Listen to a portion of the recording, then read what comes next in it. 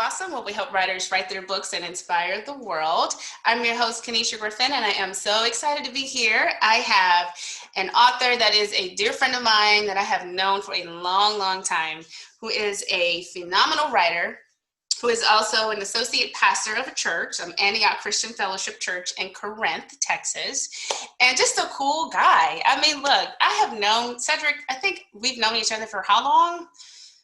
Oh, I want to say. How old is your oldest? I know my oldest is 13, so it has been. It's been a couple years before. He's 13 already. I know. So what? 15, 16 years. I know. That's crazy. Like before I started having kiddos, I met you. So yeah. I'm so happy that you're here. I mean, I'm like kind of nervous, which is crazy because I've known you for so long. So I shouldn't be. I haven't seen you in years. We worked together for a long time. What, maybe about 5 years, maybe? Yes.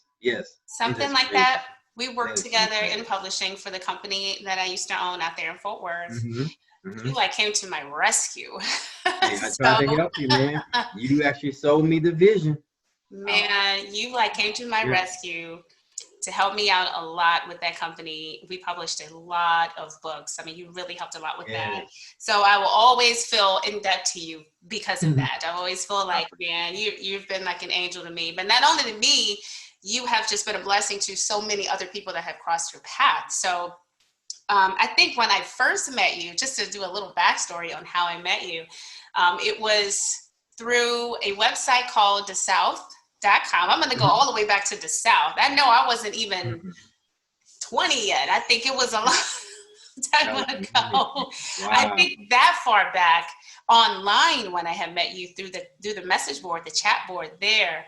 And fast forward, maybe a few years, when I ended up in the Dallas area, and I think you were looking for a singer or someone to come out and help for the homeless ministry that you have been working for so long, which I think you are still a part of the homeless ministry right now, correct? It's been 25 years. 25 years where you have played a critical part in helping to feed the homeless. That's something that's been just a big part of your life for so long, which is a blessing. So I've watched you pour. I went and look, see, I know it's different now. People are like, they meet people online all the time now. So it's really not a thing. It's like, sure, you meet people online, whatever, but then you didn't really meet people that much online like that. So it was kind of like, Lord, I'm finna go up in this church and meet this guy. I don't know who he is. That is funny. You stepped out on faith. I knew you, but I was like, but I'm about to finally meet you in person. But it was just so perfect. I will never forget that opportunity coming there to sing worship there and to help you out. And I remember standing, watching how you worked that, and everybody else, all the other volunteers. And all I could think to myself was, man, this is beautiful. This is a beautiful, amazing thing. So many people just in service to God, but they're using their gifts and they're sitting down and talking with people and encouraging the homeless and just being there for them. It was like a piece of heaven for me to be there and witness that. So I'm excited for you. Not only are you just fabulous and amazing, and I'm sure, shout out to your wife, Tricia. She is amazing too. Yeah. And how many babies you have now? All I know is Tater Tot is not a tater tot anymore. We have 3. You got Believe 3. It or not, my oldest is 27, so he is 27. 27. The second oldest, she's 23, and the baby, she just turned 15, man. She's growing. Tater Tot is not 15. She's in 9th grade now. Unbelievable. No way. That's crazy. She was a baby when. Yeah. Whenever you came to the house to help me. Yeah. Just get acclimated with your company. You came. Yeah. She was in elementary, just running around. Now she's in high school. I can't believe that. Yeah, that is so funny. I freak out over my son Kellis being 13. It's Man. Where did 13, how did that happen? How did he become 13 years old? I bet that he's growing too. I bet he's. Oh man. He does this thing every day where he wants to make sure every morning that he's grown an inch taller than me. He's at that age where he wants to be, because his dad is like 6'5", 6'4", 6'5". So he wants to be so tall like his dad. So every morning, hey, good morning, Mom. Oh, just checking, I'm like, don't worry, son. You're going to be taller than me. I assure you of that. I'm just a little short thing. Pass me up. Tell him to hit those vegetables, man. Oh, man. I'm telling you, and he's all about basketball and all that now too. So that's a big thing. And I know that you coached basketball before, correct? Yeah, I coached basketball for 11 years. Wow. I've done a lot. See, I remember that too. Oh my gosh. All the flashbacks are coming back. That's exciting. So you have authored 5 books. And you start with Love is Majestic, Jessica's Dilemma, your book, Enemy Inside of Me, and Vengeance is the Lord's, and In Control. So tell me a little bit about how did your writing journey begin, and what was that process like for you? Okay. Well, the whole writing thing really started whenever I was in the Navy. I used to find myself having time on the ship, and I guess that I went through the whole ship's library of books because, I was, it's a funny thing that I grew up reading Stephen King books, and now here I'm a Christian writer. So, if you try to correlate, Stephen King helped me get to where I am. That is crazy. But I love his style of wordplay to where he was so great with his words that you could see exactly what he was saying, and then that's what scares people the most, is that they can envision what he's doing. And so that inspired me to really write books, because that I used to always tell myself, why is it that I'm enjoying everybody else's story? Why can't I have my own? And so I just started writing, and I kept writing, and I had these tablets full of stories, but the problem was there was no avenue for me. I didn't know what to do, and so I basically put them on the back shelf, and then I just went on with life. And one day I was scrolling on that, and then one of the ads came up, and then it said, "Do you want to be an author?" And I'm like, "Oh, let me try this out." And so then I looked at it, and I researched, the pricing and how to do it, and how to send my book in, and make sure that and to make sure that the story doesn't get stolen, and I did all the background on it. And so it just encouraged me to really write. And so I didn't want to just send a story in. I wanted to make sure that it was good. And so my very first book that I finished was on a typewriter. And I used to stay up nights, and you ask my wife, she hated it. I stay up to 2 a.m. She could just hear the typewriter, just, oh my goodness. And I turned out that book, and it was like the greatest feeling in the world to know that I had a finished book. Nobody hadn't read it. I hadn't got any critiques or anything on it, but I knew in my heart that it was a great book. And so that right there was what encouraged me to get on it. So very good. And you kept going. Yes, I kept going. And so now, like I said, I have 5 completed books that I just love and enjoy. And so it truly is my heart that is on those papers. So. And I knew it. And look, like I said, we've known each other for a long time, served together in different ways. And I don't know that I've ever shared this part of my story with a lot of people. Usually when I talk about, for me, like when my writing journey began, like I've interviewed like one of my favorite Christian authors named Tricia, and I met her several times, and she has been a big part of my writing journey too, because when I finally said yes and decided to move forward, and I was looking for a writing mentor when I met her, and we just stayed connected ever since. And this was when Kellis was a baby, but I never talked about before that point. I only talked about like maybe when I was a little girl that I wrote in journals and stuff like that, right? Which I did, which a lot of writers, do. But you played a huge part in my writing journey for me. And this is what happened. I'll just share that story right quick. So I remember after I met you, and after serving in the homeless ministry, probably maybe a couple of times, and then I sang for a youth group. But I remember working at the University of Phoenix out there in Las Colinas, Mhm. And I will never forget that you gave me a copy of a book that you did, right?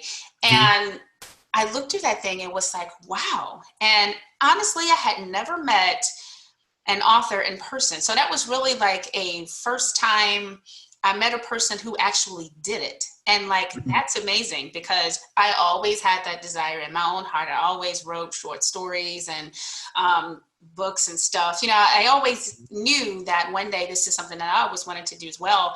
And so I remember asking you, well, you know, like, kind of like, how did you do this? Like, what did you do? You're like, well, just do it. And I was like, I always wanted to do something like this too. And you were like, just do it. And you said it in the funniest way, the most simplified way anybody could say anything like that. Just do it. Like, what are you waiting for? Right? You know, just do it.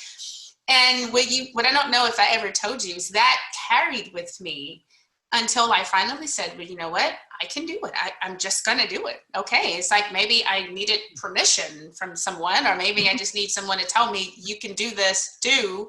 You know, Mhm. it's right there. And so then I just was like, all right, well, I'll get going. And that was really the kick I needed to just Mhm. do it. You know, it was just really that simple, you know, and then really just once I started, Look well, at him. just couldn't Man, stop. look at At that him. point, you're hooked, you know? Oh yeah, I'm telling you, it is that great feeling that you get from just accomplishing it. I mean, it just, I mean, the minute I got done with my first book, I was immediately start thinking of another story. I said, I gotta get more out. And then all of a sudden these stories start welling up and you're like, Yeah. man, it is a feeling that you're like, man, I'm telling you, nobody, I guess that you can almost liken it to somebody who finally learns how to first bake a cake or Yeah. finally learns how to fix something that they've been working on with their hands for so long, and you're like, wow, I Yeah. did this. And next thing you know, you try to find yourself trying to do something else. And just with that book is just, I'm telling you, it is an amazing feeling. And then when you get your first copy in hand, it's Oh, almost like a baby. I'm telling you, it is just like having a baby. You hold it and you look over it and you're like, wow, this is mine. it's yours. Mine. Yes. Yeah. I did that. I made that. I created that. I sacrificed Yeah. time. I put blood, sweat, and tears into Oh, it. definitely. I like dedicated myself to this story, and here it Hmm. is. And now all of your books are novels. They're all Yeah. just stories, right? Yeah. Stories within characters. So tell me a little bit about the inspiration for your books. Like, Okay. how did you find inspiration for those novels? And then tell me also, and kind of the second half of that question, Mhm. how would you define yourself as an author, as a Christian author? What does that mean for you? What does that mean for you and Um, yours? Yeah, my whole point of me writing books was that once I realized that this is what I wanted to do, I Mhm. wanted to make a genre of books that I can be proud of, but I also had mine. I wanted to make my mom proud, and so that's why with all five of my books, all the lead characters are all women, and Yeah. they're all strong, and they're all flawed, but yet and still they use God to guide them through whatever situation they're in, and that just Mhm. reminded me so much of my mom. I Mm. watch her tour with having three kids and raising us by herself, and I watch her work 7 days a week. Mm. Even on days that she was sick, she knew she had to go out there and work. And so those were the inspirations for me saying, hey, I'm going to make a book with Mhm. strong women of faith, women that have issues, but yet and still they use their faith to get them through that. And so Yes. that was my whole point of me doing the books. And so as far as the Christian thing, I think that what makes mine you really different is that I try to put a love story in each one. And so what it is, every woman is either in a relationship or searching for a relationship, but Mhm. it doesn't hinder or hurt her Mhm. quit get through her situation. It just enhances it because I try to put real life situations into my books. So there's nothing that is far fetched or something that is like outlandish, right? I wanted my books to be grounded to where if somebody read it, they can understand or they know somebody or they might have gone through it. And Mhm. so I try to make my books as real as possible so that the reader can get just just engulfed in it. and that they can feel exactly every emotion that the characters are going through. So Absolutely. And I noticed that in your writing, that is the thing that I want to say has been super consistent. It's like there's always some kind of sweet love story wrapped in there yeah, with yeah, one of the girls. And it really does suck you in. I mean, like I said, what I've read from you, definitely page turners and really had me like, man, it made me feel what the main character of the story was really feeling. What yeah. would you say, out of all the books that you have written so far, what's your favorite and why? Okay. Okay, my favorite is this beautiful one right here, Love is Majestic. That was my very first book that I completed, that I felt like I had a complete story. I mean, it was one that I really felt I put everything into it and that I didn't leave anything out. So it was complete to the fact that I felt like everything I wanted to put in there, made it in there. And then here's a little tidbit that only me and you know. You helped me pick the cover, so when this is a joint project right here, and but then this is the only book of my 5 books that she really doesn't have any issues. Like, she's not dealing with like disease or alcohol or just grief or whatever. She's just dealing with matters of the heart. She's looking for love. She realized that she has made many missteps in the past, and so she is trying to correct that in the right way. Mm-hmm. So she does understand that she's not perfect, Yeah. but and still she still uses her faith and all the knowledge she gained up to that point to be the best person she can be, in hopes that God will bring her somebody to complete her. So Wow, that's amazing. So, like I said, I of everything that I've read from you and from what I know about you, mhm. I know that your books are highly inspirational. You're going to read it, you're going to identify with somebody in there. Yes, You know, you'll probably even read it and recognize other people in your life that are closely that closely resemble some of the characters in your books too. So, are you working on anything new now, or when is the next time you anticipate having a new book release? yes, I am currently working on a project right now. It should be done, I would say, by the summer of Mhm. next year. And this one is going to be, it's going to be more challenging because it's going to deal with something that I would say 85% of the world deals with, and that is being depressed. Yeah. And so I'm gonna have a character that she's gonna have to deal with depression. She's gonna deal with the mistakes that she made with being depressed, and she's gonna be put into a situation to where only her faith can get her through it. And so I know a lot of people that deal with that, and then some of that is backed with suicide attempts and all kinds of stuff. And so she is going to be a very flawed character, but she's going to gather strength and knowledge, and she's going to gain the ability to see how beautiful life truly can be whenever that you have God in it. And so that is on what I'm currently working on. And so I am truly am excited about it because this is truly one that I know a lot of people that are dealing with depression, and then I know a lot of people that are using other avenues that they shouldn't use. And so hopefully that my book will just help them to see Mhm. that they to do it, and to really be smart about it. So yeah. So Absolutely. that is That's what I'm trying. that's like the beauty of art to me. You know, is being Mhm. able to express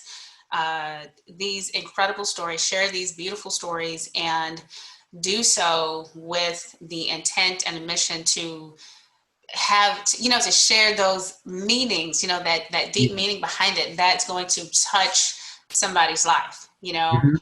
and in a very special way. And that's the thing that I'm just super excited about for you and all of your books and everything that you've got going on. And let me just say this too about you, Cedric, and just let people know this is who you are, period. This is not like Mhm.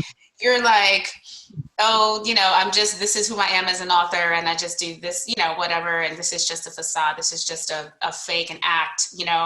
This is you Mhm. as a person. You're like super helpful, super giving of yourself and your time, you know, and super inspirational, you know, and I am sure as being one of the pastors at your church that you're just touching a lot of lives there. Right. That way you get to do it through the homeless ministry, through outreach. I know that obviously with your family, that's first, but then you also do it as an author through your words. So it's amazing, you know, it's just amazing. And I hope people, you know, see this and are just inspired. I'm going to share the links to your books to all of them below. So, Okay. you know, so definitely people can check it out and support you. But I'm so proud of you. I've always looked at you as like a big brother to me. I have always.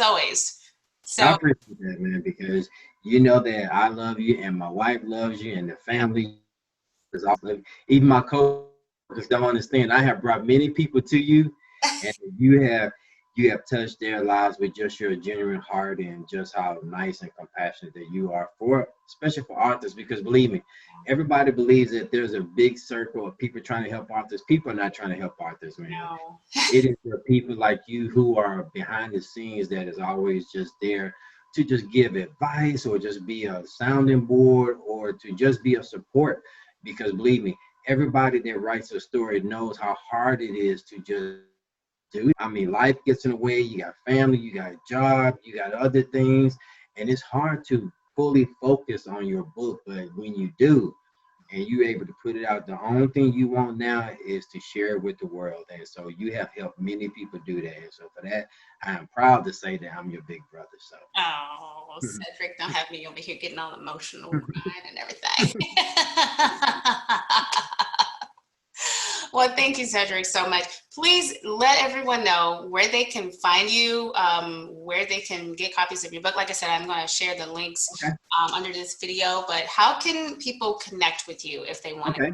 Yeah, the easiest way to connect with me, because I am really a type person that if somebody reaches out to me, I will try my best to, to help out as much as can. You can reach me through my email, which is cedrickstewart@yahoo.com. It's CEDRICKSTEWART@yahoo.com.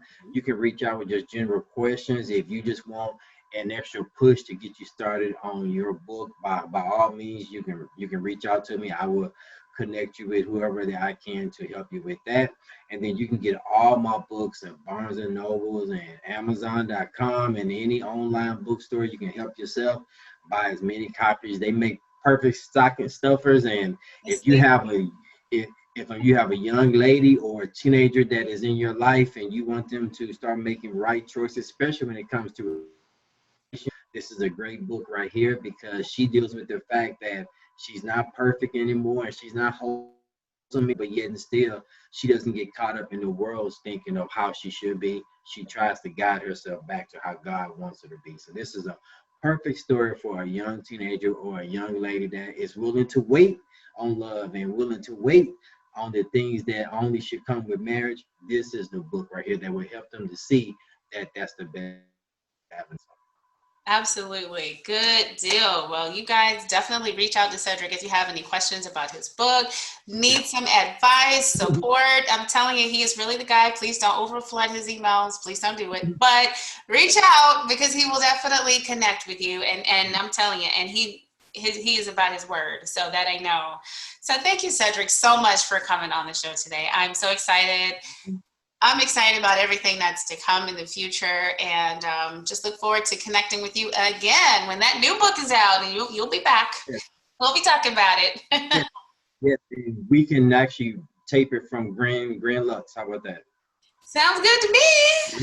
I love Grand Lux. They're amazing. We had several meetings there, you guys, when we worked for the company back in Fort Worth, which will remain nameless. Yeah. When we worked together then, we had several meetings at Grand Lux in Dallas, downtown, and their food is Wonderful restaurant. Oh, best food ever. So we're going to do that. That sounds like a plan to me. So, all right, you guys. Well, thank you so much, Cedrick, again. And everybody else, if you have any questions, please don't be afraid to leave any comments below. Yeah. Send us messages, and we'd love to hear your feedback about today's show.